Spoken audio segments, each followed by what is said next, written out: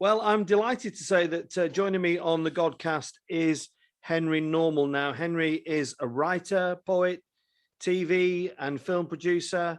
He was the founder of the Manchester Poetry Festival and also the co-founder of the Nottingham Poetry Festival. Henry will be known for his work in television, where he was honoured with a BAFTA for services to TV. And he also set up Baby Cow Productions with Steve Coogan in the late 90s. So, Henry, it's brilliant to get you on the Godcast. How are you doing today? I'm fine, thank you. Thanks for inviting me. Yeah, and you're just about to go on tour, aren't you? Is this an exciting time for you, or full of trepidation? No, I'm excited. This is my biggest ever tour, and really as a solo tour doing theatres. This is my first. So at the grand old age of, I'm almost a pensioner. I would have been a pensioner if they'd not swizzled me. Okay. So I'm really looking forward to it. We've sort of been on an adventure, haven't we, the last year and a half of staying at home and sort of exploring the home space and exploring family, and I've really enjoyed that. But I think, like most people, I'm ready to look out into the world and see what's beyond. Yeah, and you've got a very defined accent, Henry. There, the Nottingham twang, but you're living down in Brighton. That's right, isn't it? Yeah, well, funnily enough, I don't. Of course, you don't really notice your own accent. I lived in Manchester for 15 years. I lived in Hull for 5 years, and Chesterfield. So I tend to think of my accent as being sort of Doncaster Station. It's got that roundabout sort of northern feel to it. I was once described as a local boy everywhere north of Derby. Doncaster, how beautiful. I've been up to Burnley Mechanics many times. I know you're from Burnley, and I love all the regional accents, and Burnley's a particular nice one. I had a friend who was a girl who was from Burnley, and very pretty. And so this Burnley accent coming out of a very pretty young girl was always tickled me slightly. I shall share that with my two beautiful daughters and wife later on this afternoon.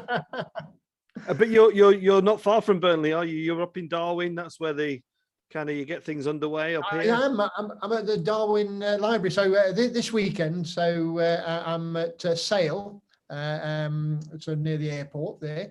Then Darwin. Darwin's Sunday.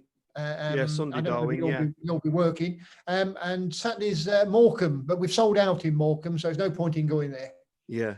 And what can people? That's the level I've got to. I'm sold out in Morecambe.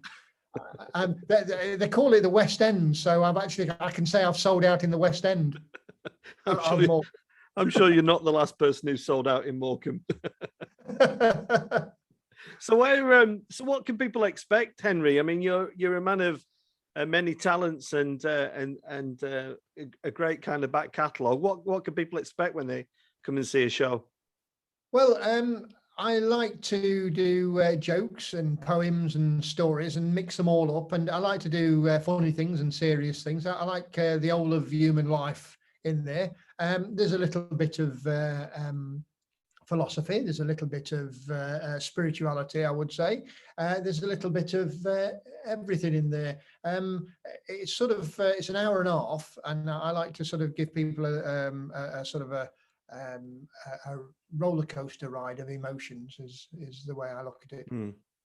Yeah, and just talking about poetry, Henry, where did your kind of interest begin with poetry? Can you remember what it was that aroused your joy in it? Vividly. So my mum died when I was 11. She died in a car crash. And I became very withdrawn, and I started reading a lot. Now, I read lots of comedy books.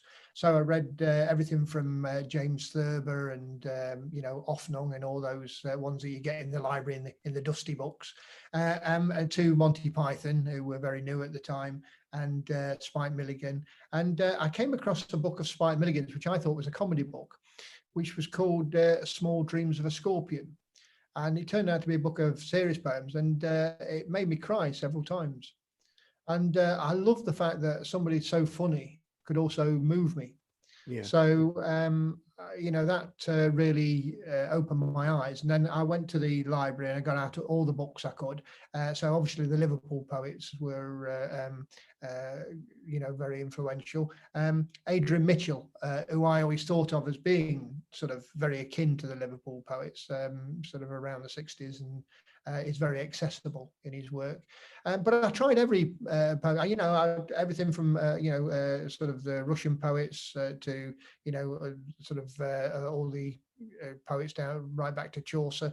I give them a go, but not everything appealed to me. I think there's this weird thing with poetry that we think it's one thing.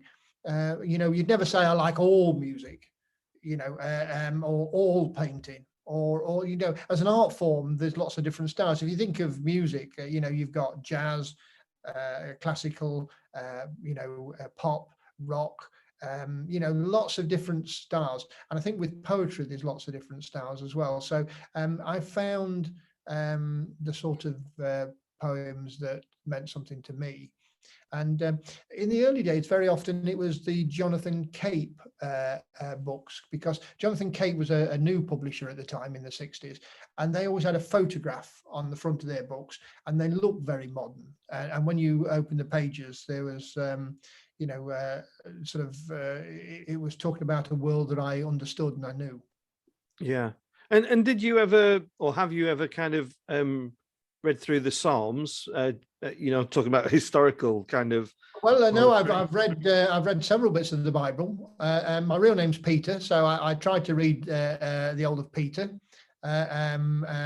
which is interesting. I've read the Gospels in my youth. I went to sort of Sunday school. I could tell you a little bit about that if you like. Yeah, tell us. Yeah. And obviously, some of the Psalms. I mean, there's some beautiful poetry in the Bible, and I think the use of imagery and the use of metaphor in the Bible is brilliant. I mean, we might get into some contentious issues, but I'm very happy to explore it. Yeah, well, I don't. I mean, I try not to get too theological on these matters, but I was more interested about, whether, because I feel the Psalms are quite beautiful in places, they're very complex and difficult in others, but, and I still think they're quite useful for today's society as well. I was just thinking about the 23rd Psalm, the Lord is my shepherd, which... Well, I've got to say that is, you'd be hard pressed to find a bit of poetry as beautiful as that and as long lasting. I would say that's better. They took a vote and people said, Wordsworth Daffodils was the most popular. Number one. I would say that's better than Wordsworth's Daffodils. Most people only remember the first couple of lines of Wordsworth's, Daffodils. And I don't think daffodils are golden, to be honest with you. I think they're yellow. I've never seen any golden ones. It's stretching it a bit. Whereas I think the Lord is my shepherd is beautifully written and tight and efficient and memorable. To write a poem that's as good as that, it would be any poet's dream. If you think about it, when we think of most poets, we only usually think of one or two poems. If you mention anybody like Byron, people only really remember She Walks in Beauty with the Night. A lot of the longer stuff, people, for the vast majority, are not familiar with. And it's similar with other poets. If you mention a poet, it's usually one poem that stands out. I actually think that's quite encouraging, because I do like poems, but I can't name hundreds of poems by poets, but there are ones, you mentioned Spike Milligan. I love the words of Leonard Cohen, who obviously put most of it to song. But I think that's quite encouraging to say, because I think there's an element of snobbery attached to poetry. Would you agree that people think, it's only for the elite? Yeah, I think there is, and it's when you think about it, it's quite ridiculous. It's if you say any art form is for the elite. I mean, there's I've got a painting behind me that's done by my son, and some people might say poetry is elite. he paints every day. You know, it's not elite. He enjoys the act of painting. And I think you can enjoy all the art forms at a personal level. There are people who would try to make money and prestige out of something that would like you to think that various art forms are elite, but I don't think they are. And certainly poetry has suffered a little bit from this idea that it's for others. Yeah. When you know, I mean, you think of Burns. You know, he's got his own night. Do you know what I mean? I mean, that's pretty popular. And he wrote some lovely, you know, poem to a wee mousie, and you know, he wrote some lovely things that you couldn't in any way say were elitist. Yeah. Shakespeare stuff. I mean, maybe some people think Shakespeare's inaccessible. I've always loved both his plays and I mean, he only wrote I don't know whether you know 158 poems. You know, so it's not like he wrote masses. No. You probably get them in a small pamphlet these days. Yeah. Henry, I was struck by what you said a few minutes ago about Spike Milligan with his ability to kind of make you laugh and then be so beautiful and make you cry. And I wondered, is that the true skill of comedy? My daughter came down from her bedroom last night. She's in her late teens and she was crying. And I said, "Why are you crying?" She said, "I've just watched an episode of The Office, the American Office." And she said, but I'm crying, but it was really good. And I said, and I happened to say, I said, I think that's what you call great comedy, that has that ability to take you to those places. Would you concur with that? Or well, I've spent much of my adult life working in comedy, and I think there's a beautiful thing about comedy is that we only laugh when we like somebody. We give ourselves over to people when we laugh. It's an act of friendship, an act of communion, and I love that. When I was in my teens, I read Freud's Jokes and Their Relation to the Unconscious, which is quite a big, thick book, and a lot of it's sort of, you know, obviously it was German, so the humour is not necessarily translate. But the gist of it, as far as I could gather, was he was saying that we laugh because we are tricked, and the trick of it is to expose that we are imperfect, and we laugh at our imperfection and come to terms with it. And I think that's such a beautiful thing about laughter and humor. If you think and I'm sure you've come across this, in the most tragic situations, we can find humor, and it helps us come to terms with it. So I like to think over the course of my career that that aspect of helping us come to terms with our imperfection, you know, is you might say it's a you know, a good community sort of enterprise that we all do that, and you know, it stops us from either coming on as the big I am, or fading into the background and not being able to do anything. There's a way of, an healthy way of understanding that you're imperfect, but that's good enough. Henry, I want to just ask you about your kind of entry into comedy. How did that evolve for you as somebody on a career path? Well, I thought when I left school that I needed to get a proper job, as my dad would call it. And I went to the career office and they said, well, there's two options for you, because my dad worked at Raleigh and my brother worked at Raleigh, but I managed to get a few O levels or whatever. And they said, it's banking or insurance. And I thought, oh, God. Banking sounds like when there's only 10 numbers that you keep changing. I thought that's a bit boring. I'll go in insurance. So I became an insurance broker. But by the age of 20, so I started at 17, by the age of 20, I'd become the manager of the Hull branch of this insurance brokers that I joined. And so it was quite a responsibility, and I'd worked hard, and I was in a position where I was talking to people who were in their 50s, because I was talking to the bosses of the other insurance companies. And because we were a small, young company, I'd managed to rise so fast. But there I was in the mid 70s. I got all my furniture in my little flat up in Hull. I got, my knives in the knife bit and my forks in the fork bit, and I was sort of set for life. And when I went out the house, when I came back, it was exactly as it was, and it was, and I thought to myself, this is all. I've become old very quickly. And punk happened, and new wave, and there was a song called "Too Much Too Young," and I thought they're trying to tell me something. Mm-hmm. And I went to see a film called Animal House. I don't think many people will have been moved by the film Animal House with John Belushi, but it struck me that they were having fun. And these were people that, although they were acting like teenagers, they were actually older than me.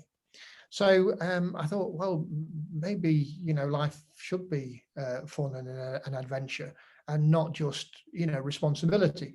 So I basically retired from insurance and went to live with my elder sister, Linda, and started writing. And, if I hadn't have done that, then, I may have been in insurance for the rest of my life. But I took a gamble, yeah. And I was lucky that I had somewhere to go, and my elder sister would look after me, and she would type up everything that I wrote, so I have her to thank, and many other people for having had a career in the creative side of the world. Yeah, it's so interesting listening to that. I mean, I used to write a lot of comedy when I was a younger guy, and have it all in the loft, and it never happened for me. So, but clearly it happened for you. What was your kind of? Well, I used to write loads of ideas, and I'd write any idea. So I wrote. This is absolutely true, and on art. I wrote 5 chapters of a novel where a museum came to life at night. I wish I'd have kept that. I might have been able to sue the franchise, wouldn't I? I wrote comic strips and poems and sketches and everything. And I'd keep sending them off. And I'd do a thing where I'd send it off somewhere, and I got like the writer an artist yearbook, and I'd look up an address and I'd send it off. And then I'd write an envelope to the next one I'm going to send it off before it came back. And then when it came back, I'd stick it straight in the envelope and send it off again. Because my thought was, nobody's going to come and knock on my door, no, unless it's out there, trying. And so I wrote and wrote and wrote for about 2 years. And I saw 2 poets. I saw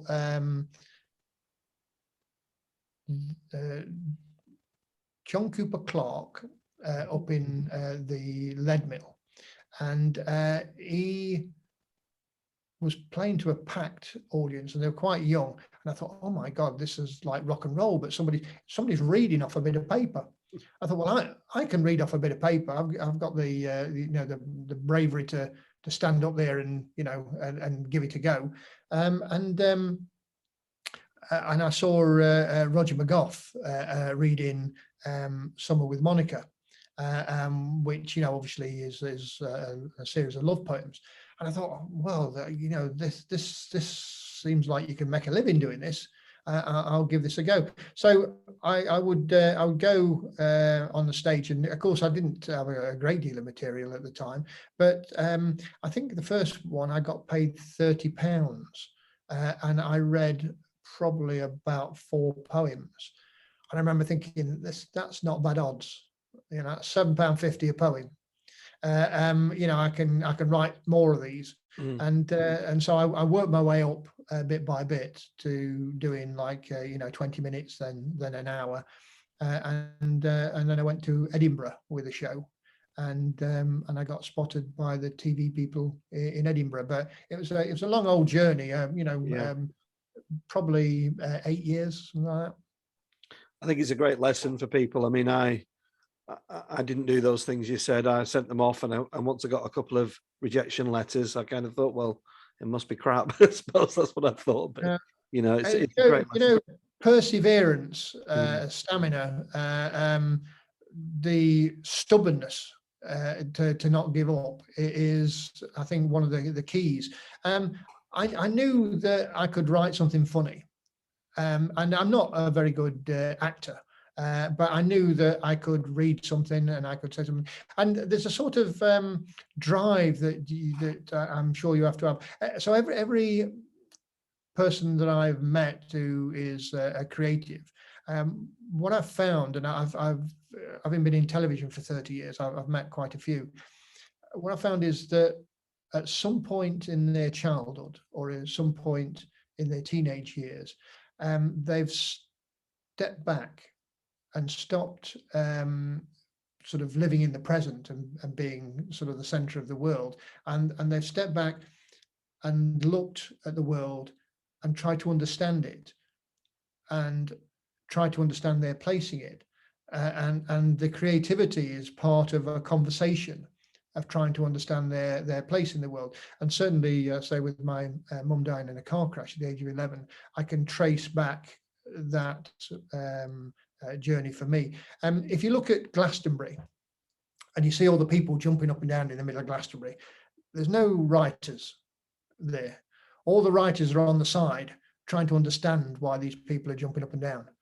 I think all creativity is a conversation with yourself about the world, and other people eavesdrop. Yeah, it's fascinating stuff. Comedy is just my favorite thing outside of my work, and goodness me, Henry, you work with two of my very favorite people in Caroline Aherne and Mr. Coogan. Just tell me about Caroline, Henry. How did you meet her, and did you how long did it take for you to recognize her skill and her craft? Did it come quite quickly for you?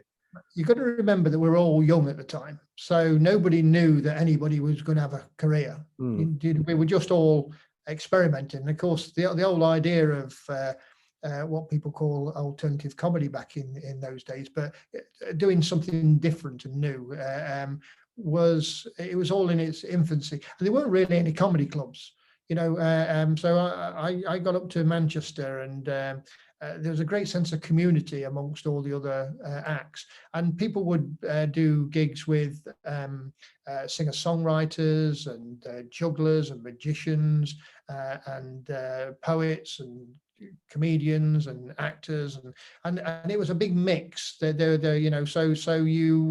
It wasn't, there was the money side of it. Was nobody thought they were going to actually earn any money from it. It was about trying to find something, and we weren't quite sure what we were trying to find. So the first time I saw Caroline was she was doing a character that not many people have seen, called Mitzi Goldberg, which was a Jewish country and western singer.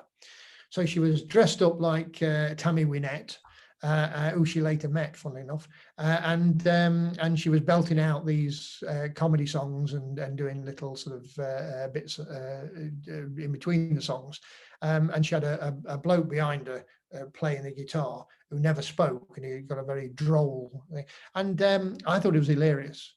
And then she started doing the Mrs Merton character, and we did lots of gigs together. And we all as knew each other because we'd all go to each other's gigs. So, Dave Gorman was very young at the time. He was starting off. I mean, Steve was only 19 when I first met him. So he was, the only character he was doing was Duncan Thicket at the time. So when I first met Steve, he was doing the impressions, and he could do basically any voice. He never did the face or anything. He'd just do the voice, and he could do my voice. within a couple of minutes, and he could probably do everybody's voice. Got a great ear for that sort of thing, and so he would do sort of his impressions, and then he started doing Duncan Thicket as a character, and then the second character he did was what became Paul Calf. It was, I think, it was called David Eyre to start off with, and I think he borrowed his brother's jacket and rolled the sleeves up and just pretended to be a bit drunk. And I know he played the Nelson Mandela building in Manchester, student building, and he got booed off, and he had to take his wig off and say, "Look, I'm doing a character." And then he put it back on and carried on with his act. and just I mean, Mrs Merton was just gold, wasn't it? And was that a hard sell to the BBC, Henry? Or we did a pilot for Granada first, so it was a regional pilot first, and then BBC took it up after that. And we got Dave Gorman writing on it, and Craig Cash and myself and Caroline. So there's four, people who became sort of professional comic writers and performers over the years. So it had that, and Caroline herself was brilliant at ad-libbing, and a great performer. So it wasn't too odd. It was the harder thing was to get the Royle Family there, because they didn't understand it. They thought we were being too miserable. Didn't realise that's what we're like in the north. It's love. Not misery, but we were sufficiently, as a team, resolved, and Caroline was sufficiently funny that we got it made. Similar with Steve, in the early days, of course, he did the Coogan's Run, which was 5 different characters, and 6 different characters, and we did Tony Ferrino and Paul Calf. We were trying things. It was all about experimenting and seeing what worked. Yeah, and just give us a window into the Royle Family, Henry, because I mean, talking about the brilliance of crying and laughing at the same time, I can think of so many Royle Family episodes, but just give us a window into that when you got together and said, right, we've got this idea. I mean, it's on paper, it sounds very dull, doesn't it? People sat in the lounge being miserable, but maybe. But it was just so good. It was so good. Just tell us about how it formed. You've got to remember that it was a reaction to what was on at the time. So at the time, the sitcoms were getting very contrived. It was a little bit, if you think about music, how music can be overproduced, and then you have something that's a bit raw. And so if you think about the Royle Family, what we did was we took it right back. So there was no plot devices. It was essentially half an hour of a working class family. And if you made a cup of tea, then that would take as long as it takes to make a cup of tea. And it was all done in real time. And the idea was that, it's the first time you've probably seen anybody watching telly on the telly. Now that's bonkers, isn't it? I do remember when we arrived at the set, the set designers, if you remember, it's a terraced house. They'd put a little platform up where the door is, and we said, what's that? And they said, like in Fraser, you come in, you can see everybody at the door, and then you come down. I said, no. Have you not been in one of these houses? The door opens onto the pavement, and then it comes straight in to the room. There's no hall or step or anything. That's it. So we had to change that. And the other thing was, if you remember, it's 2 rooms. It's a living room and a dining room. So we said, well, where's the bit that juts out? Because obviously there used to be a wall there. So what happens when you knock it down? You have a bit that juts out. And they went, don't know. I said, well, we've got to make it authentic. Because we lived it, Mm. we could make it authentic. And I think what people loved about it was that, I mean, the dialogue was essentially just things that people had said in the family, you know, so, you know, things as mums had said and as dad said, and things that we'd said back in the past and friends. So that I only wrote the first series because then I went on to write a film with Steve and set up Baby Cow Productions. But in that first series, it was all about, you know, being as authentic as we could. Yeah, and just and Craig Cash's part in that as well. I suppose obviously I don't know him, but he seems like the kind of the sleeping partner in it. He seemed happy to, you know, but his vocabulary and his lines were very subtle, weren't they? But I've got to say, you know, Craig, all the way through the Mrs Merton and Malcolm that we wrote together, and the Royle Family, and then of course him taking on the Royle Family further with Caroline, was always on the front foot and creatively, you know, making stuff happen.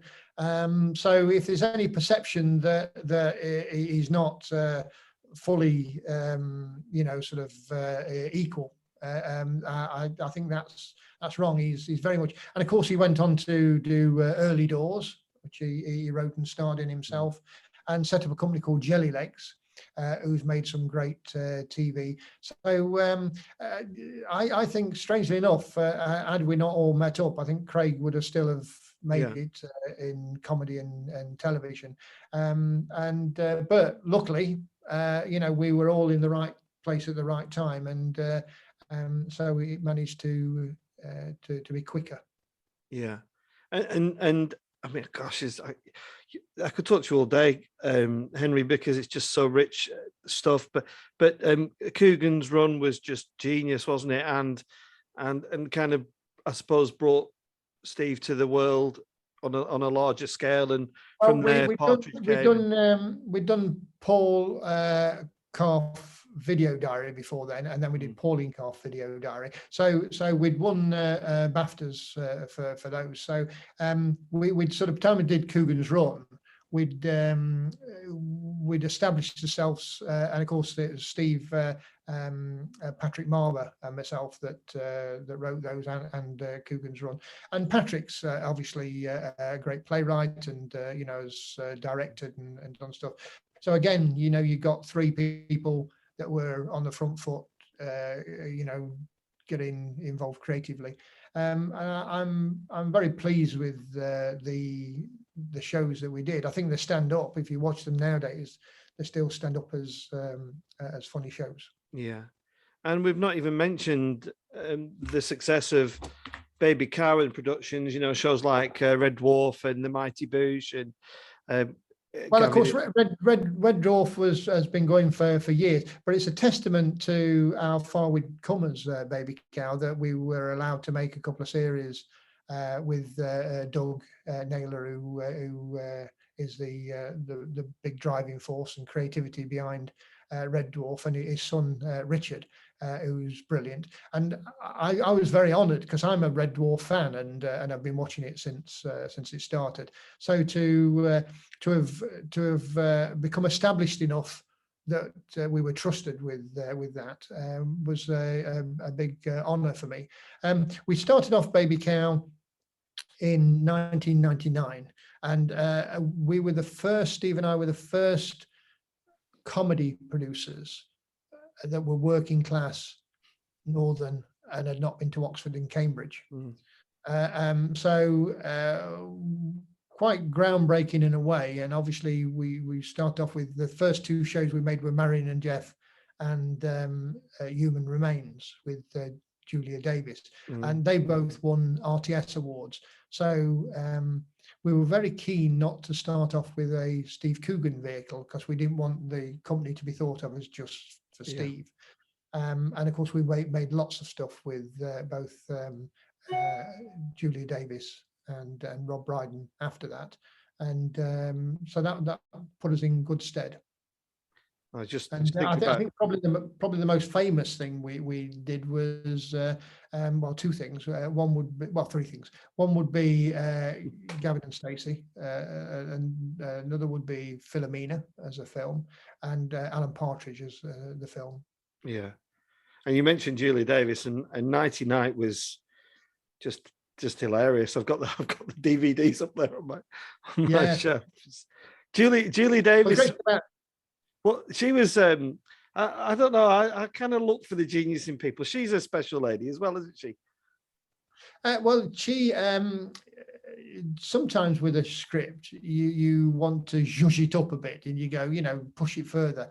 With Julia's, it was always a question of, oh my goodness, are we going to be able to get away with that?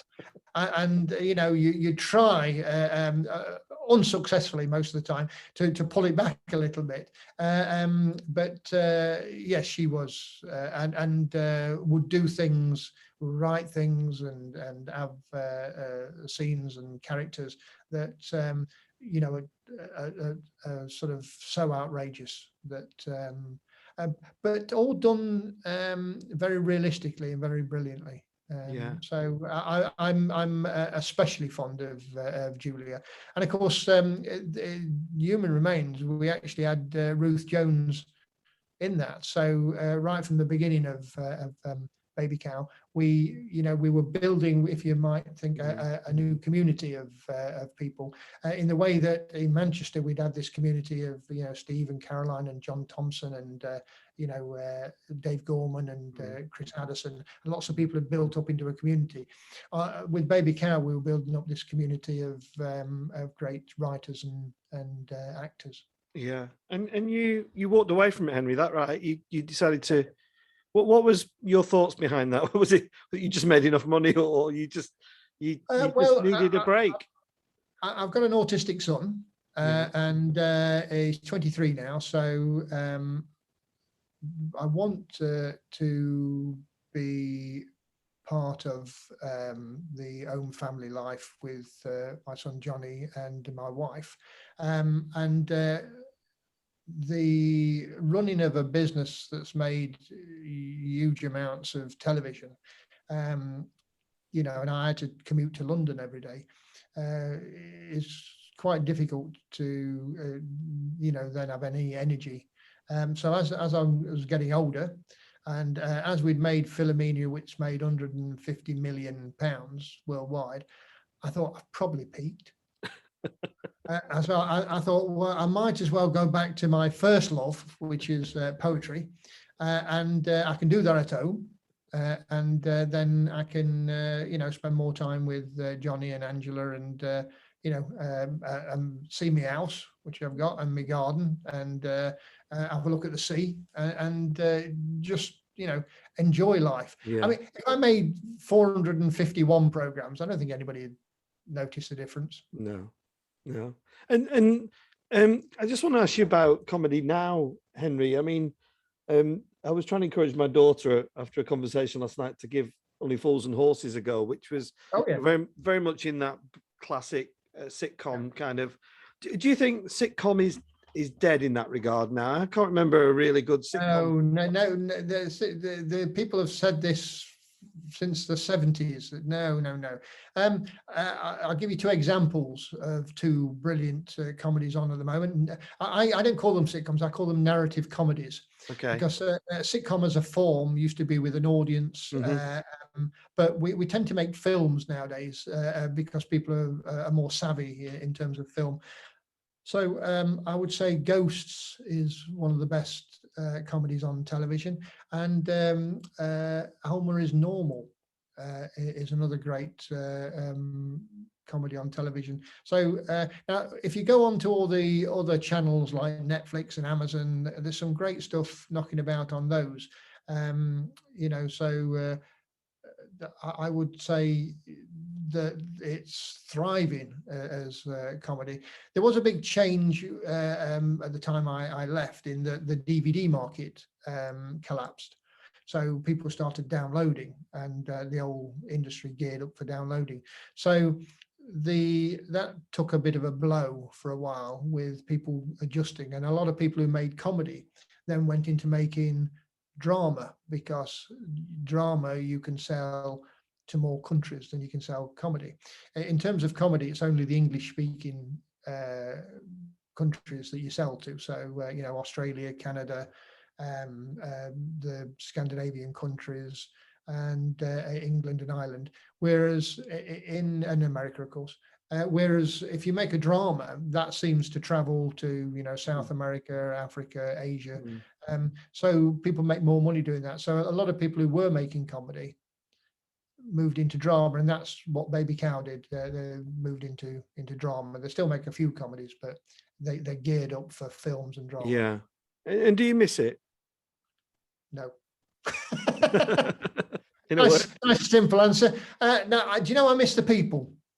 Because I work with some lovely people and some very dedicated people and passionate people, and I miss the camaraderie, and I miss being part of the team, and I miss the laughs that we had, and the human connection.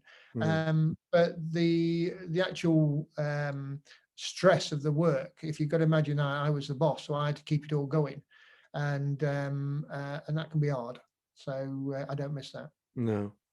Henry, it's been fabulous talking to you. I've loved every minute of it. Like I said, comedy is my bag, and you are one of the giants of that genre. So thank you for your time. And you start off on Darwin, and a good chance to plug the shows. You're all over the country, aren't you? I am all over the country. I'm mainly in the north, because obviously that's where a lot of people have heard of me. So it'll be Sale, Morecambe, Darwin, and then I do some Yorkshire. I'm going over the border to Yorkshire and doing Barnsley and Halifax, and then, as you say, all over the place. And I shall enjoy it, but I shall also enjoy getting home. Yeah, well, I'm sure it'll go well, and I'm sure your stories will be as fascinating as this interview's been. So, Henry, thanks so much for coming on the Godcast, and we wish you all our best. God bless. Thanks a lot. Cheers.